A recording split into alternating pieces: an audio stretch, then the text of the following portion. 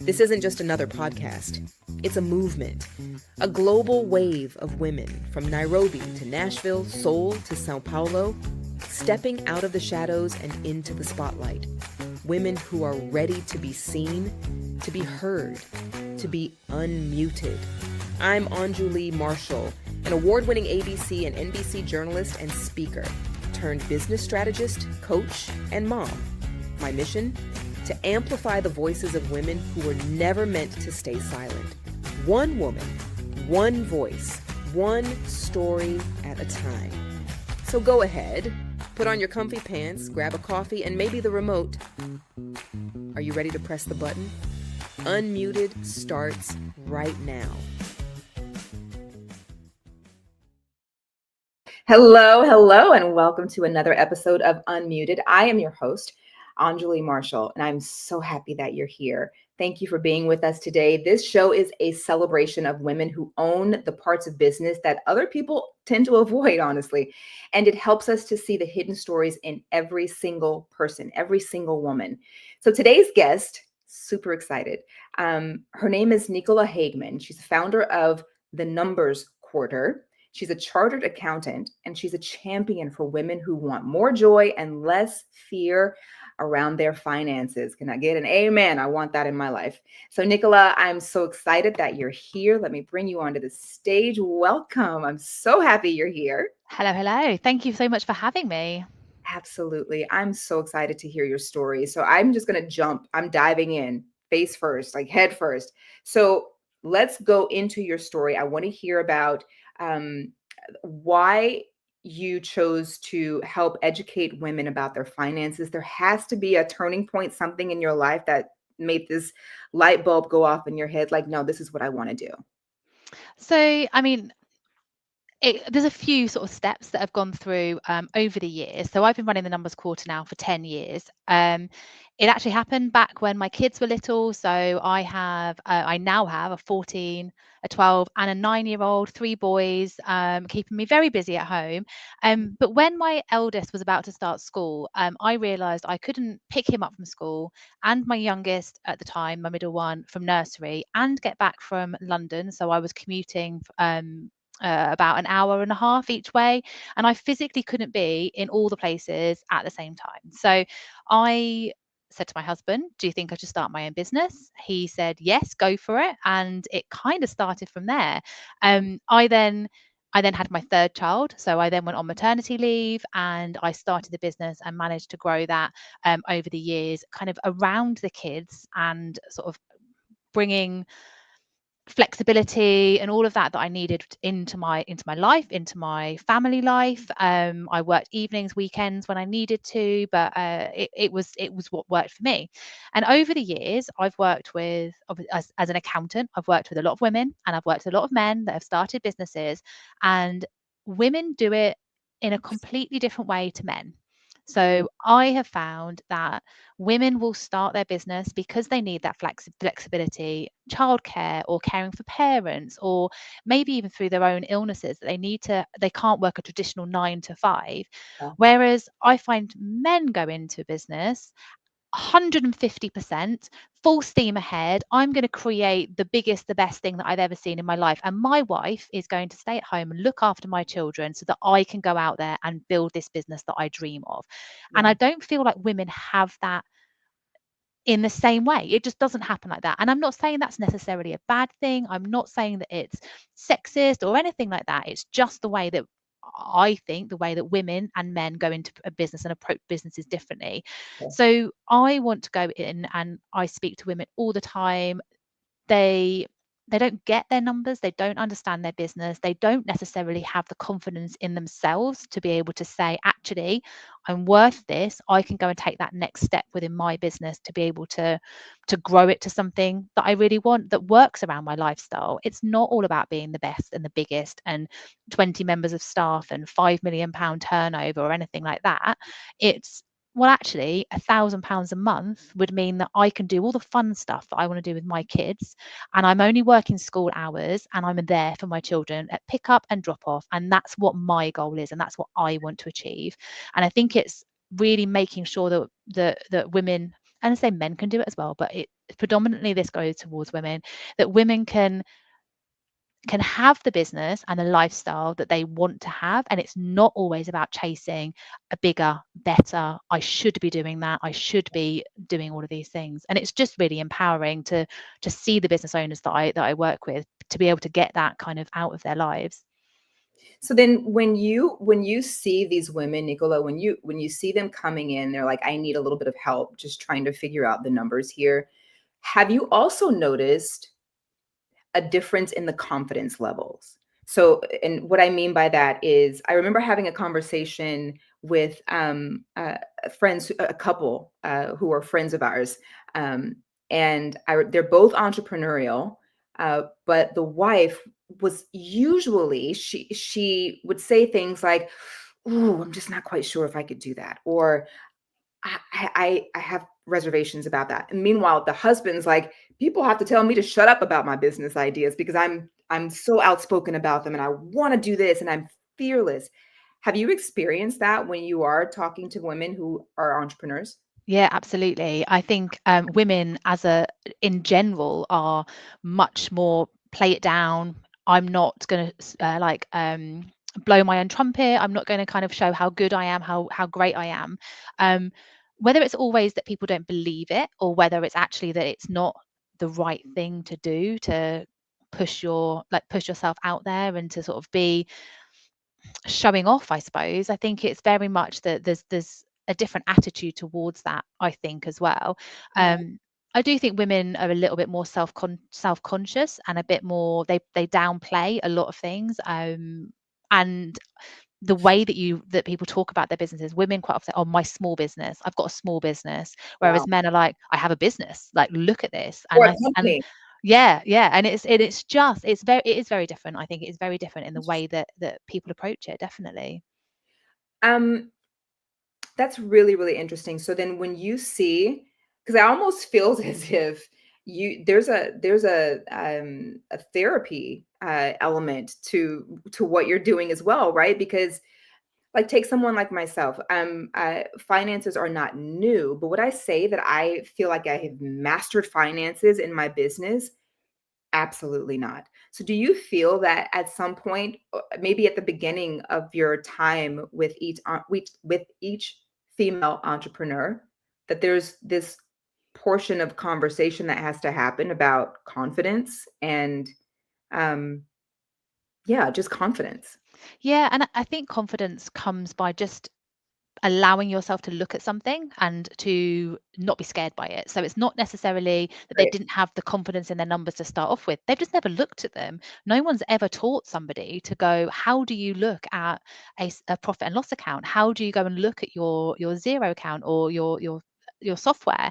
And we're not taught that as entrepreneurs, actually. Like, we're all really good at what we do. So we go in to starting a business because we're really good at the thing that we do, but we don't do the other stuff. And it's like, I think sales and marketing probably sits with that as well. Like, you're good at doing your bit, but the finances somebody else needs to do, and the sales and marketing someone else needs to do or be involved in at the very least, just to give you that clarity. It's not necessarily that you can't do it. It's the fact that you've never been shown, and therefore you don't have that confidence, as you say, to be able to go and have a look at things yourself. But yeah, the clarity that you can give to somebody just by going, actually, this is really simple, the three numbers that you need to look at, or make sure that you're tracking this, or I've created a slightly customized report for you so that you can find this number.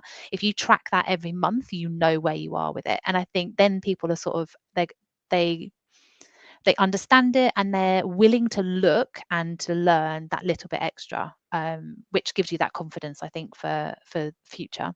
That's so great. What would you say is a misconception a lot of women have when they think about just the concept of money in their business? um I think there's a few different things with money and women. I think in general, and I say I'm being very generalist now, like talking about everybody, and obviously I know it's not the same for everyone.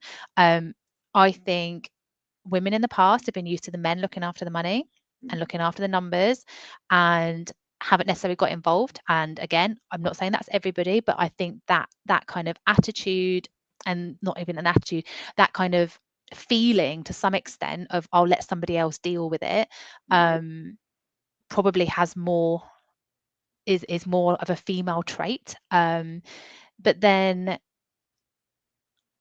when you don't understand something, it's very easy to just go, I'm not doing it. And so then you don't look, and then you don't know the next bit. Whereas I think if you just get a little bit involved and have a little look at things, yeah, and I think female brains in general are definitely more around the emotion and the feelings, rather than necessarily around the logic and the kind of facts in that sort of sense. So I do think women's brains are not necessarily geared up to be looking logically at numbers in general. I've noticed that. Obviously, it's not everybody, but with the women that I work with, they normally have gone into a more creative role, a creative business. So then they are two very different things. Like, don't ask me to do anything creative. I can't do numbers. I can't do drawings or make anything look pretty. But I can do numbers, and I can look at a set of accounts, and I can see patterns, and I can see things that are happening. And I think it's just giving yourself the ability to try and to learn and to practice that will really give you that confidence. So then what is your process, Nicola, when it comes to a woman who is starting a business and she knows this this is not my lane. I need some help. I don't have confidence in this. I'm actually a little bit afraid of this because I've never done this before. What is that process for you, giving her permission to learn, to teach herself, and then also to have start to gain some confidence in that? Yeah, I kind of break it down. So I've got a bit of a framework that I work towards. So it's called Purposeful Profits. So it's doing everything that you do with intention. So making sure that every decision you make is a purposeful one. It's for a reason. So we start with that, with kind of looking at actually what you want personally from your business. So we all start businesses to have more flexibility, so more time, more money, less stress, whatever that looks like. And it's making sure that your business goals are aligned with your personal goals. So we very much strip it back. Right, what do you need? What do you have to earn from this business to make your personal life like livable? What's your rent? What's your food? What would you like to have? What's that next level up? Actually, if you could get an extra 500 a month or 1,000 a month, what would that give you as a family to be able to go and do? Is that a holiday? Is that some entertainment? Does that mean you can go out for a date night once a week? What does that look like for Yeah. you? And then what's your absolute wow number? Like, literally, if you could do everything that you wanted to do, how much do you need to be taking those 5 holidays a year and all of the things that you dream of? And then you've got kind of your bottom and top then, and I think that really brings those numbers into something that means something. So you know that if you're earning 5,000 or whatever that is, that will give you this level of lifestyle. This is what you're aiming for. um and then we try to get your numbers, so it's not like, oh, you need to earn £5,000. It's actually, right, what does that look like for you? So if you're a coach or something, maybe you've got a group course, you've got one-to-one sessions. So how many of each of those things do you Right. need to do to build that number? So you're not ever aiming for 5,000. What you're aiming for is 10 people on your group course and 5 ones, because that's so much easier to understand. When you're running your business, you know how to go and get those 5 one-to-one sessions. Yeah. You know that you've got to speak to 20 people, and to speak to 20 people, you've got to send 5 emails to your database or whatever that looks like. So it Yeah. kind of becomes a different metric that you're measuring. So it's Yeah. not money in the bank, it's how many conversations have I had, how many one-to-ones have I managed to have, how many new clients have I got. And so that becomes much easier, I think, to understand and for people to become empowered by, because they can start ticking things off a list and all of that sort of thing. So yeah, celebrating wins, definitely, to get that confidence and in yourself. That's so good. Have you ever felt that some of your clients are dealing with perfectionism?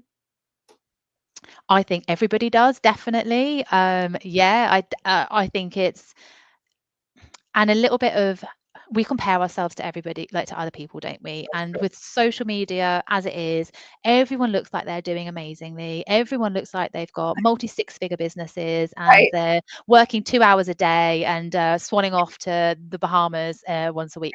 So, I mean, yeah, that sounds like a great lifestyle, but it's not true, is it? And it's not real. And I think if you stay in your lane, you do you, because actually you're the only person that's important in this business, in this life, for what you're trying to achieve. You're the person that you need to achieve that for. So yeah, I think that as well. The Numbers Quarter is Hmm. the name of your company. It is I did not say business, I said company. my company. Yes. I'm so fancy. Yes, absolutely, and we are doing all of that. Yes. Yeah. So the Numbers Quarter, you've founded the company 10 years ago. Yep. Can you take me back to the beginning? So this was this company was created out of necessity, right? Because you were literally running yourself ragged, Yep. running all over, like driving everywhere. An hour and a half commute, by the way, that's like Los Angeles commute. That's and you come to a point when you're like, I don't want to spend my life driving. Yep. This does Yep. not make me happy. What else can I do? And I'm so grateful that you did that, because the amount of women that I know you've been able to help and to serve in the process. Can you give me a time when did you realize this was the best decision I've ever made, even though the challenges were, I'm sure, mounting? I know you've had to grow from zero to where you are. Was there a time, a light bulb moment when you realized this is it, I made the right choice? Um, it don't get me wrong, it has been very difficult. There's been lots of ups and downs within the business. Every business owner, I'm sure, has the same feelings. I knew straight away that it was the right thing for me to have done. Did. It was the thing that allowed me to be able to go and be and have that flexibility to be around the kids. I wasn't a stay-at-home mum, but actually I still was around, and I've got an amazing support system. My husband's brilliant, obviously. Um, like my mum has been around from day one to be able to help with the kids, to be able to pick them up from Right. school. We're on school holidays at the moment. I'm in the office. My mum is actually at my house looking after my kids. So yeah, like the support system that we've had around has been phenomenal anyway. But yeah, from almost day one, I realized that I'm now no longer employable. Nobody would take me on because I definitely cannot have anyone telling me what to do anymore. But yeah, so being my own boss is definitely the thing I enjoy doing. I've got a team. I enjoy having people around. I love it in the office. I love all the different bits that I do. So I'm not just like being an accountant. I've written a book. I don't know if you can see it behind me. So it's like I spend the time to be able to do the extra bits. I've created a payroll software. So I've gone out and become a tech founder, like within like my peers. I've got two other co-founders, and it's like all of this stuff is like it's just really exciting. I genuinely enjoy. I love what I do. Mhm. Um, like every day I enjoy it. Like I don't think I ever think, oh God, I don't want to go to work today. It's always I do so many different things at the moment, and I'm in a really privileged position that my team are fantastic. So all the day-to-day stuff I know is going to happen. Um, I'm definitely an entrepreneur rather than a worker. Like my brain goes 20 to the dozen. I have got loads of new ideas, loads of new things I want to do all the time. And I'm able to do them, and you couldn't do that in an employed role. And I No. think it's just, yeah, just it's exciting and it's lovely. I'm looking forward to seeing where I can get to. And I probably don't celebrate where I've come from or what I've done enough because I'm already ready to do the next thing and want to know what else is happening. Yeah. So yeah, I need to follow my own advice a little bit more and actually sort of enjoy what's going on. But yeah. How do you enjoy? What is one way that you celebrate your wins? Um, do you know that's really hard. I probably go and buy something. So yeah, I maybe even for the business, like even like a new printer or something might be quite exciting, or like a new bit of I don't know, a new phone or something. But yeah, I think I don't do it enough. But Mhm. actually, just looking and seeing kind of where I've come, I have a lot of like numbers from last year and from the year before, and like looking at that progress is like really good actually and really interesting. And I find it quite exciting to see sort of where things are going. Can we talk a bit about this book behind you, please? You can, I'm yes. very excited about it. I want you to tell us all about it and the director's handbook. Yeah. How did this happen? Because you are a tech founder as well. Listen, I want women at home to I know how we are, generally speaking. We tend to be like, oh my gosh, she did all of that. I couldn't possibly. And so now you've gone from this person that I can totally relate to this superhero, which you are. But when women come to you who are lacking confidence and they see the things that you've accomplished, what is your message to them? We can do anything we want to do. We can't do it all because that's just impossible, but we can do anything that we want to. And I think there is a very different between those two phrases, because we shouldn't be expected to do everything, and actually we need to focus on certain things at certain times in our lives. And if your time is to focus on your family and to let your business run, then that's great, and that's the right time for you. If, like me, I've decided I wanted to write a book, and actually what this book does is it talks to people about how to set up a company in the UK. So it is aimed at the UK market, but it talks about what it means to be a director, what your money is, how you take money out, what your expenses are, and how to grow something that actually sustains your lifestyle and gives you what you want. So this has kind of been something that I've been meaning to do probably for 10 years. Wow. It's because it's the questions that I get asked all the time, and it's the things that I'm constantly explaining to people, because nobody teaches you it, and it genuinely is like, and yeah, I'm able to learn it because it's kind of in my brain that accountancy and that sort of thing kind of works for me. But if you're not in that sort of mindset and you don't understand it, nobody tells you how to start a company. No one tells you how to run it and to make sure that it's efficient in the best way. So I've put it in a book.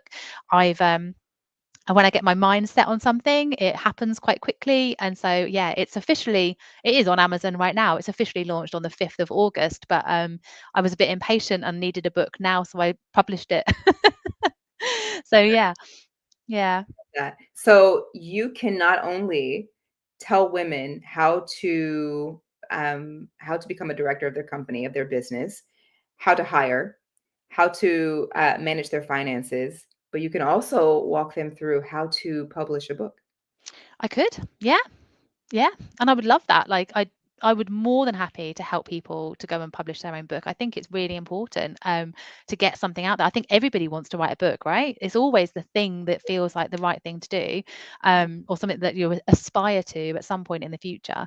Yeah. Um, it's it's a lot of work, don't get me wrong. It's not easy to do, but it's definitely doable. I mean, especially if you break it down into small chunks. There's 11 chapters in there, plus an introduction and a conclusion. Like that's already 13 different sections, 10 pages for each one. You've got a book, and it's like straight away you're like, oh, okay, I could probably do that actually. That doesn't sound quite so Right. daunting. So Right. yeah, yeah. What is one thing that you wish every female business owner would know about starting a business? Um, Probably that it's hard, and it's okay if you're finding it difficult, and Yeah. that everybody does, but you will get through it. And with a support network, so with people around you, being able to sort of um, have peers that you can talk to, like we'll get you through, and we'll get you there, and people will want to support you. Like, and I think that's what I found. Um, in my 10 years, once you get into the right network, they are your cheerleaders. They want you to succeed every step of the way. And if you can show them that you have, like they will just be behind you 100%. Yeah. Yeah. That's so great. And so, Nicola, for the woman who's listening right now who feels like she will never get the numbers, she'll never understand. I've never done this before, and it's so hard. What's your best encouragement for her? Just start. Just look and ask questions, because people will want to answer them for you. And yeah, it's not scary once you start looking. Just have that first look and just focus on one thing at a time. That's amazing. I'm so happy that you're on this show. I'm so glad that you said yes. This has been really refreshing and educating. My hope is that because I know the fear and the angst that come with finances, that dirty word, the F word. It's like, but it doesn't have to be that way. And so thank you for sharing that with us, that it doesn't have to be this negative thing, but that if you just start, you can get it. You can Yeah. totally do it. Are you ready to turn up the numbers now? Are you ready to do the fun activity I told you about? Go on then. Yes. Okay, this is called Hot Mic. It's 15 questions. It's rapid fire, random, however, strategic questions. Okay. They're just for you. And here's the only rule: you cannot think. You have to say whatever comes to mind. Don't think about it. Okay. Okay, so and also I always say to my guests, "Oh, this is so much fun." You know why it's fun? Because I'm the one asking the I was question. gonna say fun for you, maybe. Like this literally is me going, oh, okay, I've got to, yeah, fine. No, I'm okay. We're good. Are you Let's like, do this. I'm sweating? It's fine. The sun's just decided to shine in my face, but we're It's okay. fine. You look amazing. Okay, here we go. Here we go. Question one: Excel, pen and paper, or app? Oh, Excel all the time. You are a numbers Oh my person. God, honestly, I used to create the most amazing spreadsheets in my old job, and I miss that because I don't need to do it anymore. But I love Excel. Yeah. Okay, Excel or Google Sheets? Oh, Excel. Google Sheets is awful. Really? I love Google Yes. Sheets. I hate Excel. No, no, Okay. no, no, All right. no. Good to know. Good to know. Good to know. Okay. Favorite business tool besides Excel? A favorite business tool, my email system. So we don't use Outlook. We kind of use Outlook in the background, but we use a different app which you can tag people in, and you can snooze your emails, and you can and send later and all that sort of stuff. So that for productivity and kind of communication with the team is brilliant. Okay. Song for a big win. Um, Something from Katy Perry, probably something like proper out there. Yeah. Oh, what was that song? Oh man, I'll think of it later. It's like an anthem song. It's like she has a few You anthems. got Raw. That's always a good one. Roar, that's the Yeah, one. yeah, That's yeah, my yeah, daughter loves that song. Yes. yeah. We'll go with that. Yeah. What's your go-to desk snack? What's on your desk right now? Coffee. Okay. Yeah, a latte with caramel syrup. I was just gonna ask, how do you take it? Yeah. That sounds so good. I actually bought a coffee machine, much to the disgust of my rest of my team, because it's quite an expensive one. It's a big one of those big office machines because a bean to cup, it's I had to have one. So yeah. Oh, are you a coffee snob? I drink a lot of coffee. I'm not a snob, I just like to drink a lot of coffee. Okay. What is the most surprising thing about your job? People, just in general, whether that's good, bad, or whatever. Yeah, they're the ones that surprise me all the time. Okay. Money mantra. Um, don't spend too much of it, but enjoy yourself. We'll go with that. Okay, I like that. I can dig that. Yeah. Done or perfect, which wins? Is what, Which sorry? done or perfect, which actually wins? Um, Done. Okay. I've had to make myself do that, but yes, I'm much better now at just doing something than waiting. Yeah. That's good. Perfect makes you wait. Yeah. The business role model for you. Um, that's really hard. Do you know what? I don't actually know because I have so many bits of people in my life of like various different businesses that I probably don't have one. Okay. Last great business pivot. Pivot.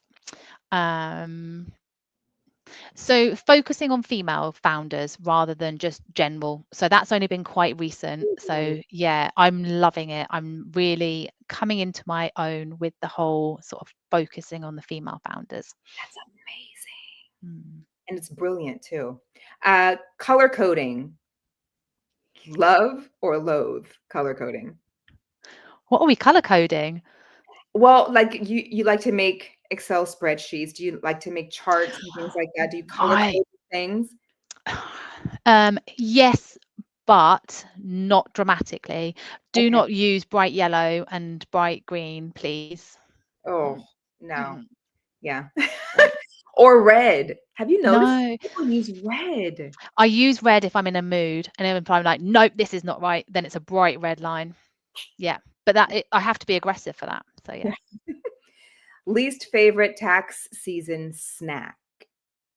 least favorite, Yeah, um, something healthy.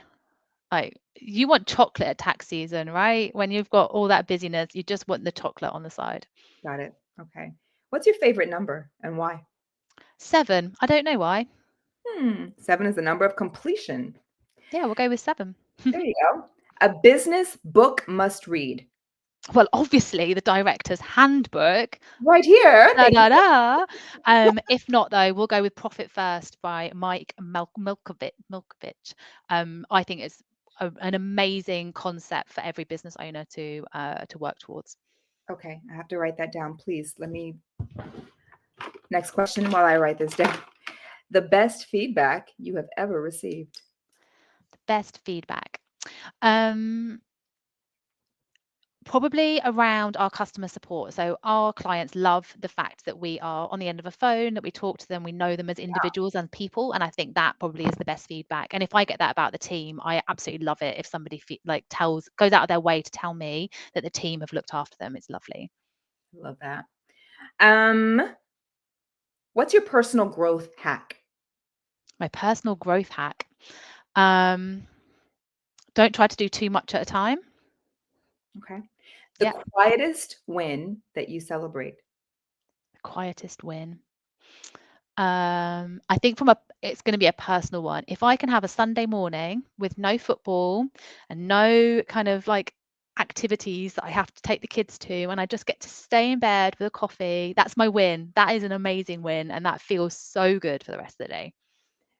That's amazing. What is something that refreshed you 5, 10 years ago that no longer refreshes you? Um, I don't know. I'm not sure. I think 5 or 10 years ago, no, probably not 10, 5 years ago, I was busy all the time. So I think you never really got time to just sort of step back. My kids were like, what, between 4 and 9 at that point. So we were doing all the things with all the people. Yeah. So now a- all of that's different anyway. Yeah, Have things calmed a bit? very much so. Yes. Yes. Good. It's Okay. very nice. Last question. Dream future collab. I mean, I'm loving this. So this is lovely. People that work with women. I genuinely enjoy working with female founders. The mindset is different. The way they approach their business, their life is different. And I want to help people support them in doing that. So other people who are also working in that area, in that kind of arena, who need that financial support as an extra person, that's where I want to be working. Fantastic. I love that. Nicola, thank you so much for being on the show. Thank you for providing so much useful information and proving that numbers don't have to scare us, that we actually should know our numbers. Can you show people that book one more time, I please? can. The Director's Handbook. And when is it available on Amazon right now? Well, officially, it's actually out now. You can buy it on Amazon. It's supposed to be out on the 5th of August, but I just got a little bit premature. So yeah, feel free, go and have a look. Because it's on Amazon, it's available to all territories, so you can go and buy it. Whether it's useful, some of it would be towards the end, maybe a little bit about that. But my next book, which is Purposeful Profits, would work across the globe because it's about building a better business and a more sustainable business for you.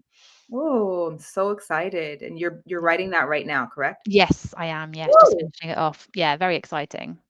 That's very exciting. And I am so excited that you decided to say yes and come onto this show. Thank you so much. Tell people at home how they can get in touch with you, hire you for any type of financial help that they need for their business.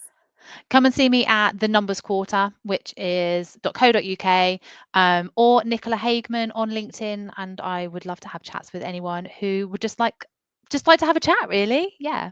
Love that. And you are now officially part of the Unmuted family. So welcome. Amazing. I'm so excited. here. We didn't even plan that or rehearse it. That was amazing. I know. That's why this worked out. Thank you for coming and just sitting on the sofa and having a chat with me. This was fantastic. Thank you so much for having me. It's been lovely. Absolutely. And thank you all for watching at home. Go and check Nicola out, and we'll see you next time on Unmuted. Bye, everybody.